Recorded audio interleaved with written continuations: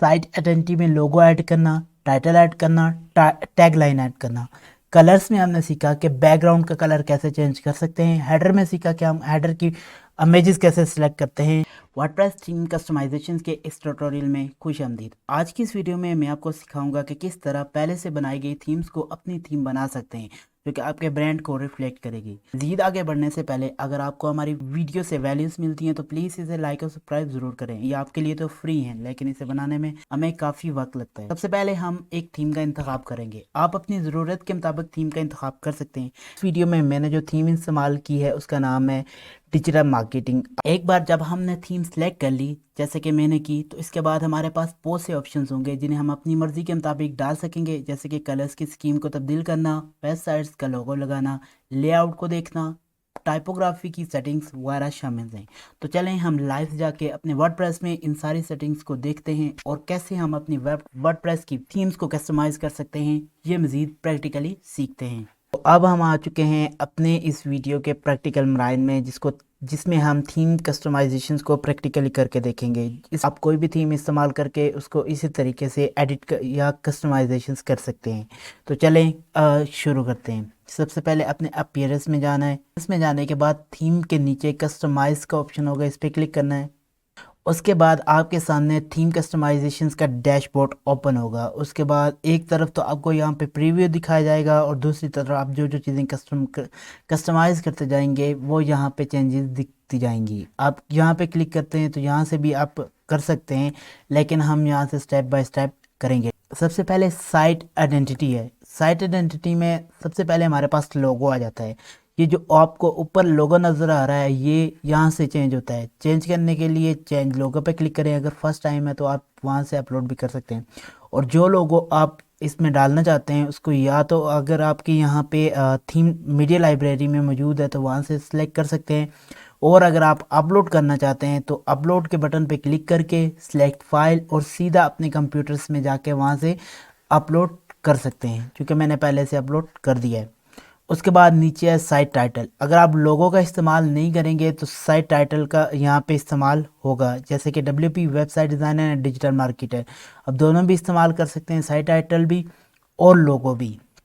उसके बाद टैगलाइन क्या रखना चाहते हैं, मोबाइल दैट इंस्पायर यू। मैं यहाँ जस्ट एग्जांपल्स के लिए यहाँ पे इस्तेमाल कर रहा हूँ, तो टैगलाइन यहाँ पे शो नहीं होगी क्योंकि लोगो और प्रोफाइल क्या कहते हैं साइट टाइटल दोनों के साथ ये टैगलाइन नहीं शो होगी। अगर हम लोगों को हटाएंगे तो ये टैगलाइन शो होना शुरू हो जाएगी। जहाँ से साइट आइकन। अब साइट आइकन क्या होता है कि जब भी आप कोई भी साइट खोलते हैं तो जैसे ये व्हाट्सअप ऊपर खुला हुआ नज़र आ रहा है आपको, तो व्हाट्सअप का साइन नज़र आ रहा है। यहाँ पे अगर मेटा बिजनेस सूट खुला हुआ तो मेटा बिजनेस सूट का पीछे साइन नज़र आ रहा है आपको। फाइवर खुला हुआ है तो फाइवर का भी आपको यहाँ पे साइट आइकन नज़र आ रहा है। क्योंकि यहाँ वर्डप्रेस खुली हुई है तो वर्डप्रेस का कोई भी साइट आइकन आपको यहाँ पे नज़र नहीं आ रहा। तो यहाँ से हम साइट आइकन सेलेक्ट करते हैं।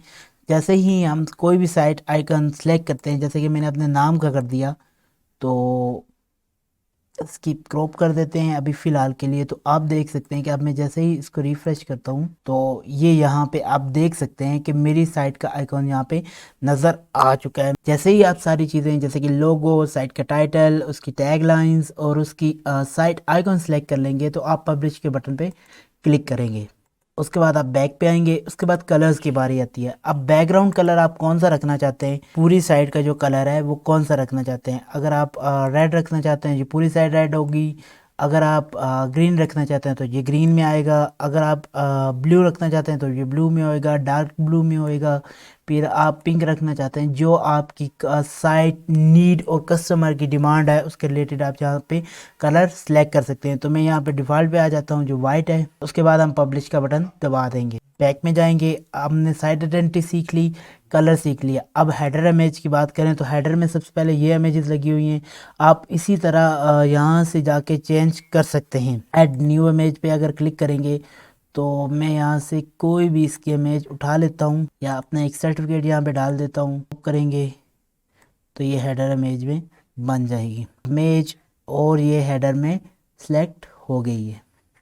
और इसको हम करेंगे पब्लिश और यहाँ से जाके करेंगे रिफ्रेश अपनी साइट पे और ये होगी पब्लिश। अब जैसे ही हेडर यहाँ पे बनेगा तो ये वाली तस्वीर यहाँ पे नज़र आएगी।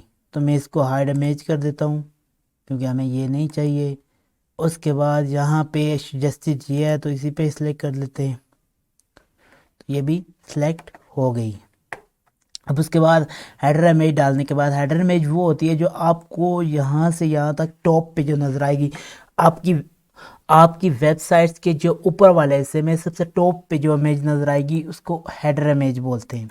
उसके बाद बैकग्राउंड इमेज की अगर बात करें तो ये वो इमेज होगी जो आपकी वेबसाइट की पूरे के पूरे बैकग्राउंड में आएगी। तो मैं यहाँ से आपके सामने ये सिलेक्ट कर देता हूँ, तो ये देखें कि पूरे की पूरी बैकग्राउंड में ये मेरे वाली इमेज आ रही है। अगर इसको पब्लिश करके देखें और दूसरी तरफ वेबसाइट्स को जाके चेक करें तो ये देखें आपको मेरा वो सर्टिफिकेट यहाँ पे बैकग्राउंड में नज़र आएगा। लाजमी नहीं कि आप सर्टिफिकेट ही लगाएं, जो नीड है जैसी आप चाहते हैं वेबसाइट बनाना वैसे ही ये काम करेगा। पेज सेटिंग की तरफ जाते हैं जहाँ पे हम सीखेंगे कि होम पेज सेटिंग क्या है। होम पेज दरअसल जब भी कोई आपकी वेबसाइट्स पे लैंड होगा उसको कौन सा कंटेंट दिखना चाहिए सबसे पहले उसको बोलते हैं होम पेज। तो हमने कहा कि एक स्टैटिक पेज हम बनाएंगे होम पेज के नाम से, तो वही हमें दिखना चाहिए। या तो यूआर लेटेस्ट पोस्ट अगर करना चाहें, जो आपकी सबसे लेटेस्ट पोस्ट है वो होम पे दिखनी चाहिए, ब्लॉग में आती है वो, तो हम स्टैटिक पेज ही मोस्टली जो वेबसाइट्स हैं वो स्टैटिक पेज को ही होम पेज रखती हैं कि जब भी, जिसको लैंडिंग पेज भी बोलते हैं, जब भी कोई आपकी वेबसाइट्स पे आए तो उसको वो कंटेंट नज़र आए उसको कहते हैं स्टैटिक पेज, जो कभी भी चेंज नहीं होता, जिसका कंटेंट सेम रहता है, क्योंकि पूरी साइट जिसके रिलेटेड आपकी पूरी वेबसाइट है वो आपकी साइट को रिप्रेजेंट कर रहा होता है। आज की वीडियो में हमने सीखा साइट आइडेंटिटी में लोगो ऐड करना, टाइटल ऐड करना, टैग लाइन ऐड करना।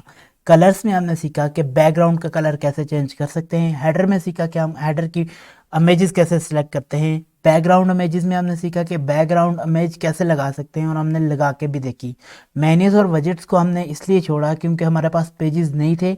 नेक्स्ट टाइम जब हम वीडियो में अपनी पेजेस क्रिएट करना सीखेंगे तो उसके साथ हम मेन्यूज और वजेट्स दोनों को पढ़ेंगे। उसके बाद हमने होम पेज सेटिंग के बारे में सीखा कि हम लैंडिंग पेज उस पेज को रखते हैं जो हमारी पेज वेबसाइट का सबसे इम्पोर्टेंट पेज हो, और जो हम चाहते हैं कि जब भी कोई नया कस्टमर आए या जब भी कोई नया विजिटर आए तो इस पेज को देखें।